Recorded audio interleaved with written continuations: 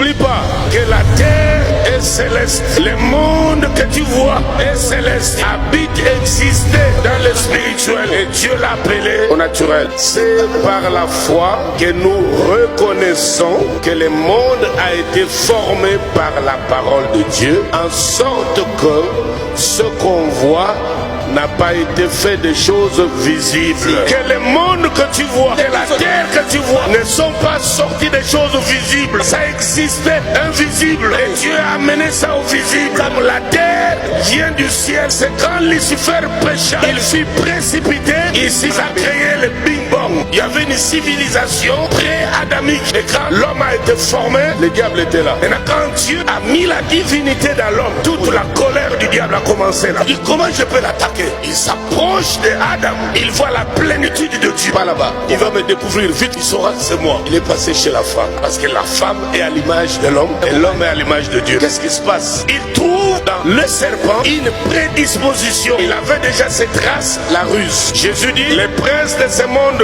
vient, il n'y a rien de lui en moi. Mais là, il a trouvé quelque chose de lui dans le serpent. Il s'est incarné et il s'approche de la femme. Et la femme accepte d'engager l'entretien. Interdit à quiconque de s'approcher de ta femme quand tu n'es pas là. Or, le diable connaissait déjà les limites de cet être-là.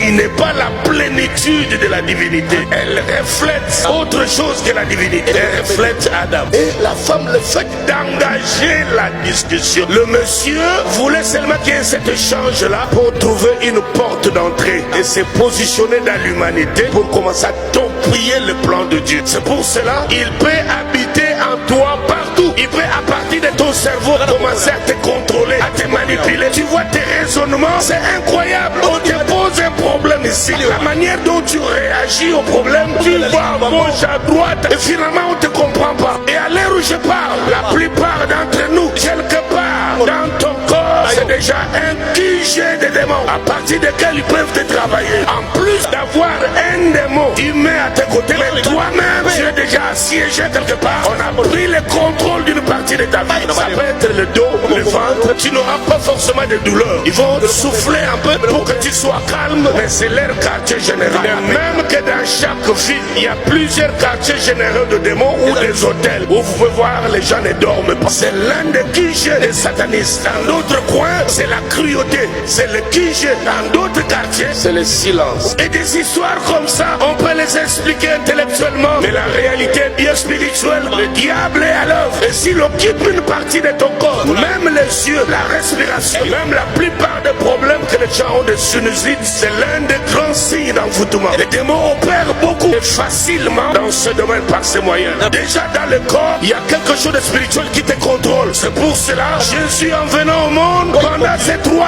ans et demi, il ne faisait qu'expulser les démons des corps. Soit les démons l'identifiaient, parce que la Bible dit, les esprits mauvais savent que Dieu existe et ils tremblent. Tu crois qu'en ce moment où je parle, ils tremblent? Amen. Tu crois maintenant à l'heure où je parle, où qu'ils soient dans ton corps, ils savent que nous, ils sont les drapeaux, l'étendard de Dieu et ils tremblent.